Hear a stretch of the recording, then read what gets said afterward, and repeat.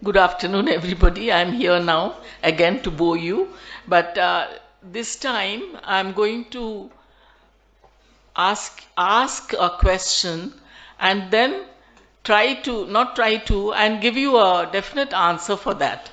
Like constantly, Sangeet Natak Academy has been telling us that we should not call our dance forms classical dance forms. Rather, we should call it Shastriya. But we were not given the total reason why we should change. So I tried to look up things and why we should call it Shastriya and not classical. So I will just stick to that point. How do we define Indian dance forms? And why we should not address our stylized dance forms as classical? The word classical first of all, I will try to tell you what the word classical is. The word classical was first used by William Jones, referring to the antiquity of India in comparison with the Greco-Roman culture. We are not Europeans, and that is not our culture. Greco-Roman culture represents a fusion of knowledge, ideas, traditions, and customs from ancient Greece and Rome. This blending of cultures began in the 2nd century BCE when the Romans conquered Greece.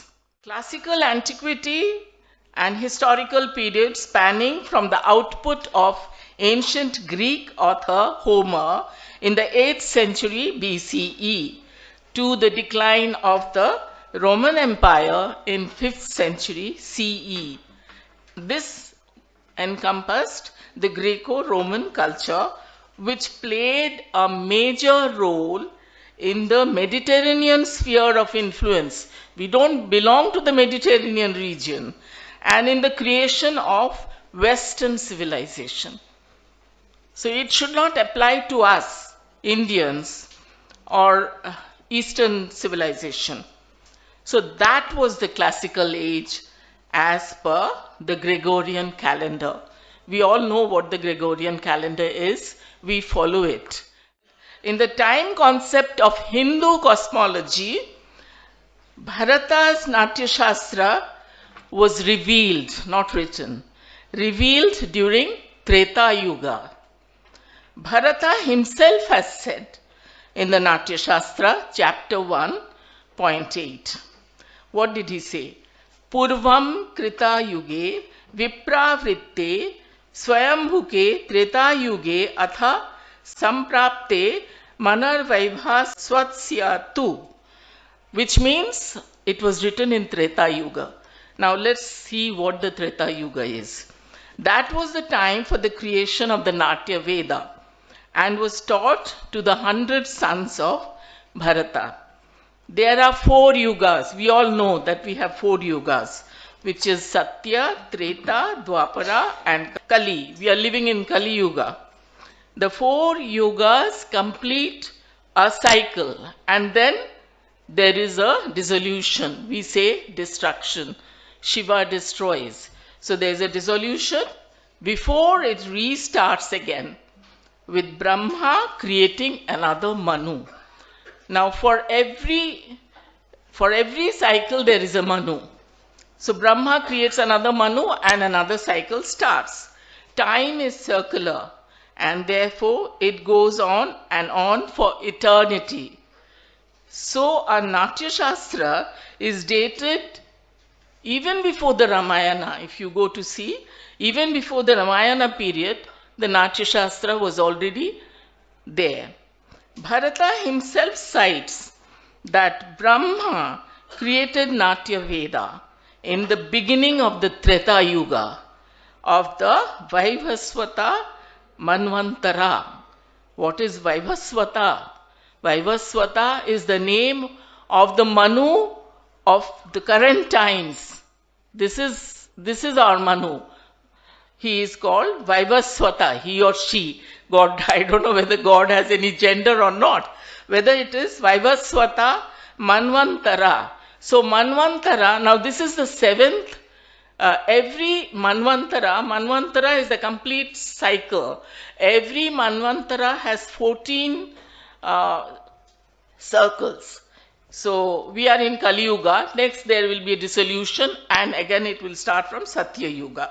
Manvantara, the present Manvantara is a vast cosmic time period in Hindu cosmology, marking the reign of a Manu who is the progenitor of humankind. All this to prove our antiquity. So Brahma creates a Manu and then the cycle starts of the four yugas, dissolution, again it starts and it goes on. So we are, our present one, we are in this Manvantara of our Manu who is there. The basis of the culture of Bharata was lost and the esteem of the people had taken a nosedive. That we all know. It came during British times. English education started at Calcutta and Madras. It was started by Macaulay. These are the two places that they first, Calcutta was their capital and Madras also was occupied by them. So Macaulay buried the spirit of India in the year 1835. According to great scholar Padma Subramaniam, the Vedas are written in Atibhasha, Atibhasha or Arya Bhasha, which is a Dev Bhasha and a language not created by humans, not created by human beings. And that Sanskrit starts from Kavya times. Kavya times are times, it refers to a style of Sanskrit writing that comes much later than Atibhasha or Arya Bhasha. And as is popularly thought, we think that the rishis composed our Vedas. That is not so. As is popularly thought, the Vedas were not composed by rishis or seers who could see and hear what was in the cosmos. Rishis were the receivers. Something more understandable, says Padma Subramaniam. For a proper understanding of the concept, rishis can best be compared to antennas. They received the Vedas, which are mantras.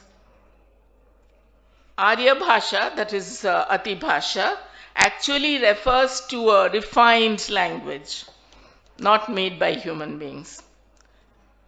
Now, to go out of the topic, I would say, Padma Subramaniam says that the word Arya doesn't refer to any two-race theory. We have learnt in school books that the Aryans came and then the Dravidians were driven south and so on and so forth. But actually, there is no such thing. There is no existence of a two-race theory in the scriptures. You'll be amazed to know that Kali Yuga started in 3102 BC. When our yugas or periods, the periods of astronomical duration are lakhs and lakhs of years old, we should refrain from using the term classical, which has a very, it didn't happen a long time ago. If you consider what I said now, it is a very new thing. So our dance forms are not stylized dance forms, are not classical. So we should use the term Shastriya and not classical. So we should just throw it in the dustbin, that word classical, and take up the word